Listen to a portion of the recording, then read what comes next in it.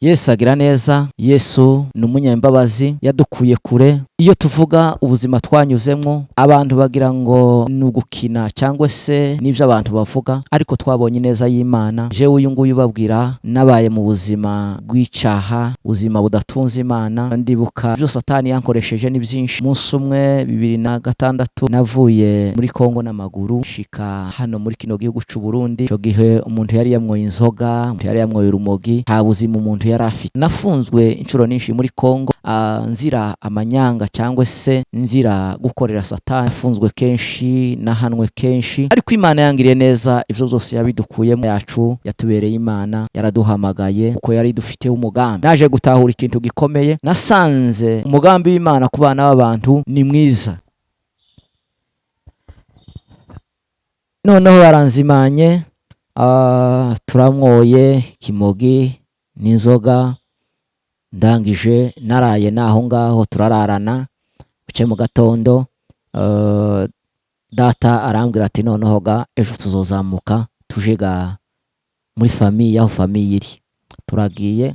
Burya inzira z'Imana ni ibihumbi. Natekereza muri jewe, ngatekereza uko nokizwa, kandi nkumva mfite inyota yo gukizwa, ariko nkaburaho mbihera. Nzanibuka twazamukanye na muzehe, twari kumwe nawe, tukabana n'undi mugabo, Imana ishimwe yamugiriye neza, nawe yarakijijwe. Ni Pasiteri Osea Kajabika, ngira ngo ari muri Australia, mba atari muri Canada. Nibo twari dushoreranye, turagenda. Hari ahantu abantu bazi Mwaro, utarinjira mu nkambi, hari ahantu habaga nk'akantu kazamuka nk'umupando. Noneho ngo mpashike, nari mfite ikimogi mu mufuka n'itabi. Noneho nditambika gatoya ngo shika ahantu, ndapfukama, kandi sinasenze amagambo menshi. Burya Imana ntiza yumva ngo nuko wasenze cyane. Imana ntiza yumva ngo nuko wiyirije cyane usenge iminsi myinshi. Imana iza yumva ijambo rya mbere riva mu kanwa kawe. Ndapfukama mbwira Imana ngo Mana, urabizi uko nari meze, uza amafuti yanje, uzubaga ito bwanje. Nje mu nkambi, kandi aha mu nkambi ni mwisi, bambwiye amakuru yaho. None nshaka gukizwa. Iri tabi mfite hano, ukunda itayi, ariko umaramwo inyota y'inzoga n'itabi. Ndangize ndavuga ngo amen, ndasohoka. Ndahaguruka, ndagenda, ndakomeza inzira, ndabafata. Turashika mu nzu, dusanga baniteguye ku mushitsi. Nari maze igihe kirekire, kuko njewe sinagiriwe amahirwe cyane yo kubana n'umuryango. Murumva igihe cy'imyaka 14 nayimaze ntabana n'umuryango. Naraza wenda nakora igitangaza, nkamara mu muryango nimba ari ukwezi cyangwa nimba ari amayinga, ntabwo narenza gukwezi, nkongera nkagenda, nkongera nkabikirana n'ubwo buzima nabagamo. Baranitegura, turafunguye, mbambaje amakuru, ndababwira amakuru yanje. Nuko turagiye tuja kuryama n'abarumuna banje, turaryamye habe mu gatondo. Muri jewe numva yuko nakijijwe, kandi nkamasa n'umuntu wakijijwe kera. Inshuti zanje, abo twabanaga muri Kongo twasangiye, baza bamenya amakuru ko naje. Rero bari bazi ko mpaye nza ndi Bujumbura ngiye gushika. Bamenya kuko nashitse, baraza baza kuntora, turaganire, barambwira ati ngwino tuje kukuzimana, kugira ngo tukwakire hano mu nkambi. Ndababwira ngo jewe icyitwa inzoga n'urumogi narakijijwe maze imyaka. Imana ishimwe. Barasetse, baravuga ngo wowe kuntu tukuzi ntabwo wakijijwe, kuratubesha, reka ibyo ngibyo, ngwino tuje kuzimana. Ndababwira ati jewe narakijijwe, mu ndeke, sinkiri wa wundi. Jambo bambwiye, barambwiye ngo wowe turakuzi, uzotugarukira, uzogaruka ni iminsi mikeya. Ati sawa. Noneho muri jewe hari ikintu ntagiraga, ikintu c'urugomo c'urukururano ni ikintu camfashije cyane mu nzira y'agakiza. Noneho haba mu gitondo ngafata igitabo cya Bibiliya, naka mama igitabo cya Bibiliya, noneho nkigira inshuti yanje. Bwaca mu gatondo nkamanuka hepfo ahantu habaga inturusi, ngasasa akarago nkirirwa aho ngaho ngasoma Bibiliya, ngasenga amagambo make, ndetse ngo haje kumara icumwe noneho ngatangazwa nuko bwije ndatekereje itabi, kumva muri jewe ni igitangaza, nkabwira Imana ngo Mana ushimwe, mbona icumweru kirashize. Tuzuko bya bintu uzoshoboka, uzuko umuntu yabaye umuntu muzima. Noneho nsaba kubatizwa, Mana ishimwe, baranemera barambatiza, nja muri korari. Korari nabagamwo yari yitwa Tenzi za Roho. Abantu bose babaye muri Tenzi za Roho ndabasuhuje, mwambereye umugisha, mwambereye inshuti, mwarankomeje mu gakiza. Kuko nabaga muri korari kandi numva nibamwo nkora umurimo w'Imana mbikunze n'umwete wose, novuga kuko nasibye korari gake habaye ikibazo. Noneho sogokuru wanje yari umuntu ukunda burakeye cyane, noneho akamzusa tukaja muri burakeye kare kare. Imyaka yose nabaye mu nkambi y'Imwaro, najaga muri burakeye, nabaga ndi kumwe n'igitabo ngasenga cyane amafungo menshi. Imana ingirira neza, Imana iraniyereka, mbona Imana. Ubuzima Imana yakoze niyo mpamvu tubuvuga. Yaremye ubuzima muri twebwe, irema ubuzima nyabuzima. Buriya abantu, umuntu yari umupagani harya nta buzima aba afite, harya bari ifite ubuzima bufuye, ubuzima bwangiritse, ubuzima buri mu ingesi. Ariko Imana yacu ishimwe kuko ariyo izitanga ubuzima, yazuye ibyari bifuye muri twebwe, yongera itugira abazima.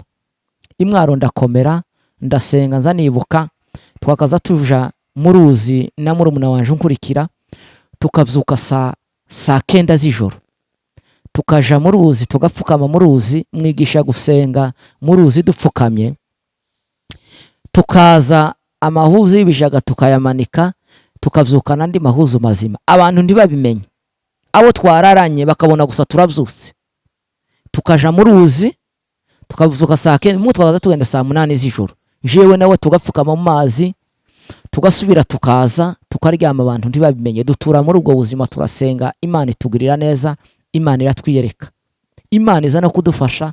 Murumuna wacu udukurikira irigira kabiri nawe aza gukizwa, yavuye hano mu gihugu cy'u Burundi, yarakijijwe, yaramenye Imana, n'ubu ni umugabo wamenye Imana.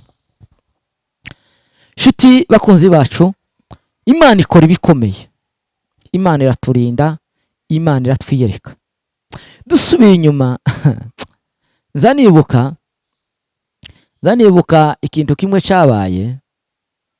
Hari ahantu hamwe ntazibagirwa mu buzima bwanje, nabonye Imana n'ubu mu masengesho yo nsenga cyangwa se iyo nezerewe, nza nibuka igitangaza Imana yakoze mu buzima bwanje. Hari igihe kimwe nza nibuka, hari mu 2006, icyo gihe turagenda twiba inzoga, twiba amabido 3, twahuye n'abantu twari mu irango ry'iwacu. Icyo gihe twari twamoye ikimoge, turavuga ngo kugira ngo tunezererwe umunsi mukuru wa Bob Marley, hari umunsi abarasta baza bizihiza, turavuga ngo reka tuje mu irango ahantu bita kuri Bonane, niyo twumva noneho twamoye ikimoge, twitegere Mutara yose, twitegere mashuri yose, twitegere na Rusuku yose, tukumva ari byo byiza, kandi twicara ku irango. Noneho ngo turebye hirya tubona haje abantu 3, bari abagabo 2 n'umugore bikoreye kanyanga. Mbwira iwacu ndamubwira ngo uyu munsi turasinda, uyu munsi Imana yatugiriye neza. Ba bantu baraza, noneho twigira abasirikare ngo turangize, kuko kurya nagiraga inshuti z'abasirikare kandi bakankunda cyane, nubwo nakora amanyanga abenshi banyubararaho, bakandyamaho, bakandwanaho. Noneho turabahagarika, nti ni gute mujana inzoga, ntimuzi ko inzoga zari zarabujijwe. ico gihe inzoga ntizemerwaga kubera abantu barasinda bagakora amanyanga. Noneho ico gihe General Masunzu asa n'uzibujije kuko abasirikare banywaga inzoga mu masoko ugasanga bararashe, ugasanga nyine biteje akavuyo, arazibuza ariko nanone zigacuruzwa mu buryo nyine bwa fraude. Noneho bazana igipapuro cyanditsweho umuntu umukapiteni wabahanguye kuzicuruza, ndamubwira ngo uyu simuzi ndagishanyura. Abarundi z'abantu kugitabura ngicamo, nama ngicagagura ndagita, ndababwira ngo umunsi murafunzwe, ndababwira ndanabakubitaga bariruka bati inzoga. Dufata za nzoga harimwe ari mu kabido gatoya, none dufata gatatu turayahisha, rimwe ugasanga turishize nkiriya, irindi turishize nkiriya, irindi nkiriya. Dufata rijya ryo mu kabido turamwoye ngo turangize. Uwo munsi mu muhana w'iwacu kuri Mutara abagabo benshi b'abasinzi baraye bamwe inzoga buraca. Harimwo burya inzoga zikoreshwa umuntu agakora ikinyabufura gike. Nibuka harimo na ba Muyomba twasangiye inzoga mu ijoro tukamwa inzoga kandi ntibagura. Noneho twabaha akabido kashira tukabwira mu murinde gatoya muturinde turaje. Noneho tukagenda tugasuka inzoga tukazana inzoga bakamwa. Muri iryo joro tumwe ibido rirashira, turagenda dusuka kandi kabido, turagenda ahantu twari turyamye ku ishuri n'abanyeshuri turabasindisha. Turyamye tubona abasirikare baje batugwa, ati nibiki mwakoze? Ati ntabyo. Ati nta nzoga z'abandi mwanyaze. Toya twebwe inzoga twanyaze ni abantu bacuruza inzoga mu buryo butemewe, twabahanye. None inzoga ziri hehe? Inzoga twazimaze. Naho bagiye bahiga kurya inzoga ziri ntizazihisha, bagiye bahiga mu bisambu mu bihuru bazigwaho barazishura. None turababwira ngo n'intuko twakoze kandi ntibyemewe. None babona kuko nyine ntibyemewe, baratubwira ati mwe mwakoze amakosa, mukivi mwabonye urwandiko ari je wabandikiye muba mwabihoreye, basi mukamwanke ariko mukabihorera kuko nanje nari mfitemwo inyungu yanje nke. Dusaba imbabazi iti ntitwabimenyega, twe twumvishe dufite inyota nyine no kubitekerezo byatubwiye. Uwo munsi baratureka, uwo munsi baratubabarira, batugirira imbabazi. Bene data, ni byinshi umuntu yakoze. Twari tugeze mu rwego turija ku Itariyo. Abantu benshi ntibazi Itariyo. Itariyo iza abantu bamwe akanyanga. Itariyo ni ahantu batekera akanyanga. Nara umugabo umwe w'iwacu wo mu Bijombo, ari rero ni babiri ngira ngo bari mu Bugande. Twigeze kuja mu kanyanga, tugenda nanone tubona akanyanga, tubona dufite ifaranga zicupa zibiri. Turuvuga ngo nitugura amacupa abiri ntaca tumarira, none nimureke tugure umumera twenyine tuje ku Itariyo tuje ko guteka akanyanga. Hari umugabo mwishenge wari uzi guteka akanyanga okwa Muze Mugoroba, si muvuze izina ryiwe baramuzi, yakundaga akanyanga. Sinza mbimenya nimba Imana yaramugire neza nabagakizwa. Turamanukana nawe niwe waruza hari Itariyo, twirirwa aho ngaho duteka akanyanga, twakura nyine inzoga itari nkeya kandi inzoga igishushe, akanyanga igishushe igira imbaraga. Jewe ico gihe naraye mu gihuru kubera inzoga. Ndavyuka ndihangana ndagenda, ndataha. Natashe muhira, nako nshiki muhira sizeri nanyagiwe, naraye mu gihuru.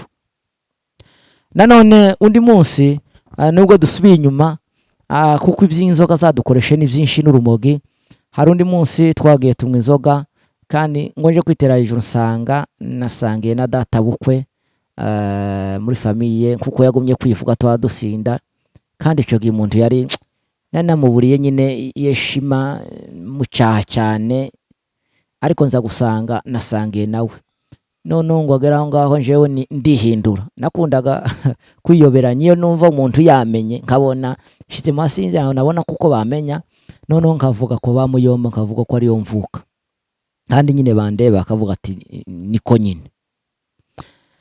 Imana itugirira neza. Ubu munsi nzanibuka naraye mu bafurero, numva gusa umufurero ko avuga ngo uyu muntu yasinze tukunguko nta bwenge afite. Mwebwe mwotsa ibigori mu bishiraho ngaho, igihe abyukira cyose arabyuka afite inzara ararya. Uko naje kwicura sanga ryamye ku gatanda mu bafurero, ari ukuntu bubaka inzu zabo, nicura amasaha 8 indya ibigori, nsanga hari ibigori bitatu aho ngaho ndabirya ngo ndangize mfata inzira ndataha iwacu. Ariko mpataha ntakiri umuntu, nanone inzoga zikindimo. Ibyo inzoga zadukoreye ni byinshi, zadukoresha amakosa, twabaye mu buzima bw'urumogi. Urumogi ni ikintu kibi, inzoga ni ikintu kibi, iteye isoni. Hano twasomye hano urwandiko rwa mbere Pawulo yandikiye Timoteyo. Aya ni amagambo yamubwiye, yari ko ashima Imana, ashima imbabazi Imana yamugiriye. Aramubwira ngaho twasomye, aramubwira ngo ndashimira Kristo Yesu umwami wacu wambashishije yuko yatekerereje ko ndi wo kwizerwa, akangabira umurimo wayo, ngo nubwo nabanje kuba umutukanyi n'urenganya n'umunyarugomo, ariko narababariwe kuko nabikoze mu bujiji ntarizera. Ubwo buzima bwose naciyemwo, nakoreshejwe na Satani, nabukoze ndijiji ntarizera. Hari ijambo nasobanukiye, naratekereje, naho ngatekereza ukuntu Imana idukunda, ngatekereza ukuntu Imana iziturwanaho, Imana ikagukura mu businzi, ikagukura mu busambanyi. Noneho hanza mu ijambo rivuga ngo Imana, ijambo yavuze ku muntu, ni ukuvuga ngo si wowe ikurikira, si uyu mubiri wawe cyangwa se uburanga bwawe ikurikira, ahubwo icyo Imana ikurikira ijambo ryayo yavuze. Kuko ijambo ry'Imana rivuga ngo ijambo yavuze ngo rikurikirana imyaka 1000, ntabwo iryibagirwa. Hariho ijambo yigeze kuvuga, ibwira Aburahamu, iramubwira ngo muri wewe nimwe nabitsemo isezerano, kandi muri wewe uzobyara urubyaro rwawe ruzongana n'umusenyi wo ku nyanja. Aburahamu yabona kuko bidashoboka, agera mu zabukuru atarabyara. Kimwe nawe aho ugeze, Imana hari icyo yakuvuzeho ariko bitarasohora. Ariko Aburahamu yavuyemo ishanga rikomeye, kuko Imana yari yarabivuze, iherekeza isezerano ryayo, iherekeza umugambi wayo, kugira ngo icyo yavuze kuri Aburahamu kugira ngo igisohoze, kandi cyarasohoye. Bene data, abakijijwe, abanyuze mu buzima bugoye, mu buzima bw'ibibazo, mu buzima nk'ubwo naje nanyuzemo, nimukomere. Imana yaduhamagariye kwizera. Imana yaduhamagaye ni inyembaraga. Imana yaduhamagaye irakomeye, kandi niyo kwizerwa ibihe byose. Ubuhamya tubabwiye ntabwo twari tuzi yuko twobivamo, kandi si uko ubuzima bwacu utari bushaka Imana, ahubwo nuko bwari bwaraboshwe bubohwa na Satani. Satani atugira imbata, ariko tubohorwa n'amaraso ya Yesu. Muri Bibiliya yaravuze ngo indirimbo aririmba ngo yayikuye Igorigota. Natwe amashimwe dufite n'indirimbo ziri mu mitima nizo twakuye Igorigota ku musaraba, ubwo Yesu yapfaga akabambwa, kugira ngo natwe tubashe kubabarirwa, agakiza kakatugeramo, kakatugiraho ububasha. Niyo mpamvu natwe turirimba. Abera b'Imana, nimukomere mwihangane. Uru rugendo turimo nubwo ruruhije, nubwo runanije, benshi basubiye inyuma, ariko hariho abagabo bagihagaze mu kuri kw'Imana, bagihagaze mu kuri kw'ijambo ry'Imana, bagihagaze ku mahame natwe abo ngabo tubarimo kandi turakomeje ntidufite gusubira inyuma. Ndagije mbabwira ngo Imana yatugiriye neza. Wowe ukora ibyo ngibyo, wowe ukiri mu buyobe bwa Satani, garukira Imana, kuko Imana yiteguye kukubabarira. Urumogi ntacyo ruzokumarira, ubusambanyi ntacyo buzokugezaho, ubusinzi nta nyungu zibamo. Impembo za Satani ni urupfu rw'iteka, ariko umwami wacu ahemba ubugingo bw'iteka. Imitima yanyu yakiriye buno buhamya nikomeze ikiri kandi nikomeze ihembuke. Ijambo ry'Imana ribafashe kandi mukomeze mugendane n'Imana. Igitaramo cy'Imana gikomeze kibe muri mwebwe, umuriro w'Imana ube muri mwebwe. Imana ibahe umugisha, turabakunda cyane kandi tubifuriza ibihe byiza.